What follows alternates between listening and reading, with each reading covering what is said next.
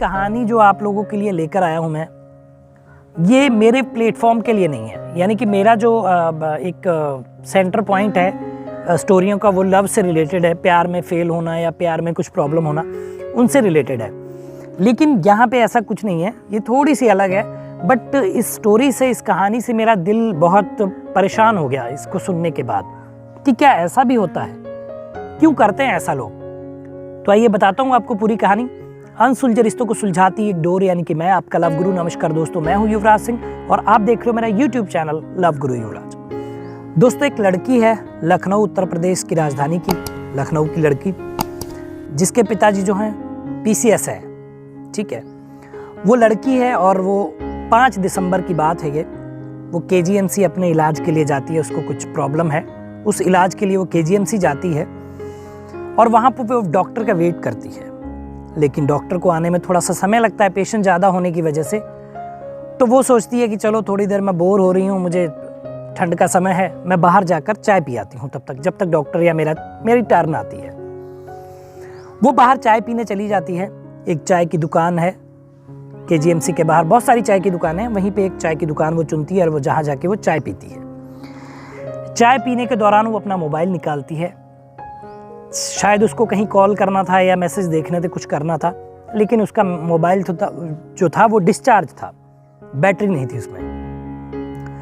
तो वो दुकान वाले जो भैया थे, जो लड़का था, उससे कहती है कि भैया मेरा मोबाइल जो है चार्ज लगा दीजिए, और बहुत डिस्चार्ज हो गया है और मुझे अभी घर भी जाना है, बात भी करनी है। तो वो लड़का, जिसका नाम है सत्यम, उम्र उसकी 22 साल, वो लड़की से कहता है कि ये सामने जो एम्बुलेंस खड़ी है, मेरे पास तो चार्जर की कोई व्यवस्था नहीं है, लेकिन जो सामने एम्बुलेंस खड़ी है, मेरे दोस्त इसका ड्राइवर है, वो मुझे जानता है और उसमें चार्जर की फैसिलिटी है। तो आप 5-10 मिनट, जब तक आप चाय पी रही हैं, आप अपना मोबाइल वहाँ पे चार्ज लगा दीजिए। तो ये खुद ही सत्यम जाके वहाँ पे चार्ज लगा देता था। सत्यम का दोस्त है इस गाड़ी का ड्राइवर, जिसका नाम है असलम, उम्र 31 साल। अब चार्जिंग लगी है तो भाई थोड़ा टाइम लगेगा चार्ज होने में, तब तक ये लड़की अपनी चाय पी रही है, चाय को एंजॉय कर रही है। कुछ 5-10 सेकंड बाद इसकी नज़र जाती है कि एम्बुलेंस वहाँ से जा चुकी है। तो ये सत्यम, जो कि चाय दुकान का ओनर है, उससे बोलती है कि भैया वो गाड़ी तो चली गई, एम्बुलेंस, मेरा फ़ोन है उसमें। तो वो बोलता घबराओ नहीं, मैं बात करता हूँ, वो मेरा मित्र ही है, मेरा दोस्त है, और उसको मैं बुला लेता हूँ, या जहाँ पे वो होगा हम जाके मोबाइल ले लेंगे, आप घबराइए नहीं। अमूमन आदमी ये विश्वास करता है ऐसी चीज़ों पे कि भाई इसकी दुकान है तो ऐसा फ्रॉड तो नहीं होगा। वो विश्वास करती है और फिर वो बोलता है कि उसको कोई पेशेंट लेना था, तो वो डालीगंज चला गया है। डालीगंज एक जगह है, एक एरिया है लखनऊ में, वहाँ चला गया और वहाँ पे मोबाइल उसकी गाड़ी में है।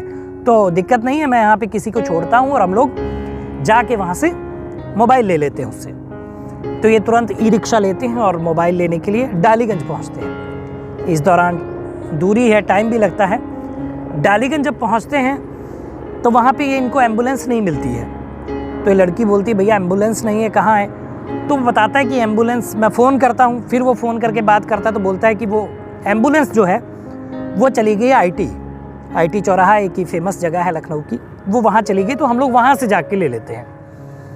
अब लड़की क्यों ये चीज़ें समझ नहीं पाती है, क्यों एक अजनबी के साथ इतनी दूरी ये जाती हैं कि इनके साथ चली जाती हैं डालीगंज, IT जब पहुंचती हैं वहाँ भी एम्बुलेंस नहीं होती है, और वहाँ पे इनका दोस्त सुहेल, जिसकी उम्र 23 साल है, वो मिलता है और इसको जबरन वो लोग गाड़ी में अपनी बिठाते हैं।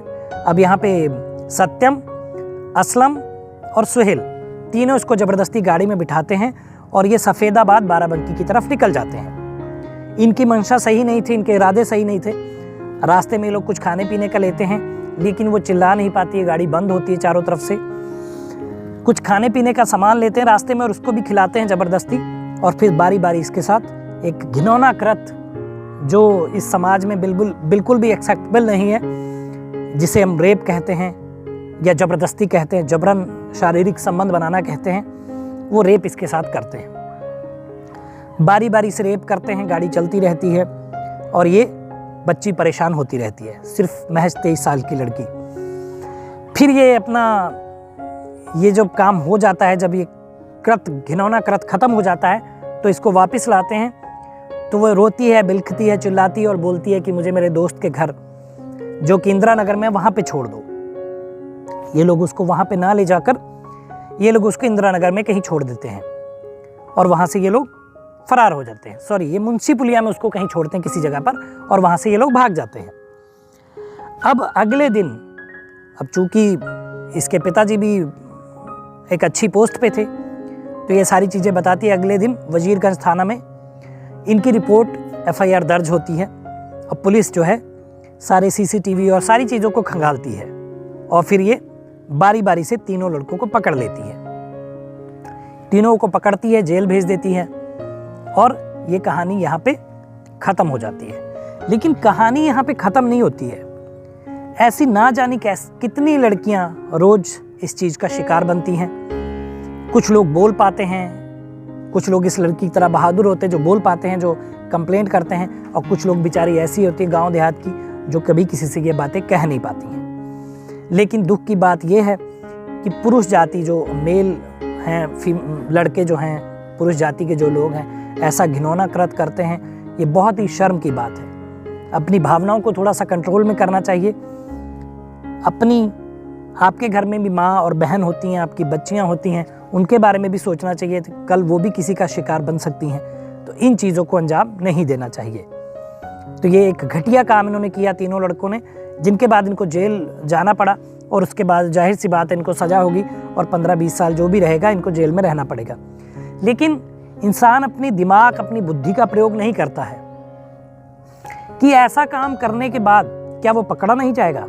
ये मैं हमेशा अपने स्टोरीज़ में बताता हूँ कि कोई भी ऐसा काम है, ऐसा घिनौनी चीज़ें आप करते हैं, पकड़े नहीं जाएंगे, ऐसा बिल्कुल भी नहीं हो सकता। आप बिल्कुल पकड़े जाएंगे। और ये प्लेटफॉर्म बनाने का भी यही मकसद है कि आप इन चीज़ों से दूर रहें। अगर कोई मन में उथल पुथल है तो मुझे मेल करें, मेल ID नीचे फ्लैश हो रही है।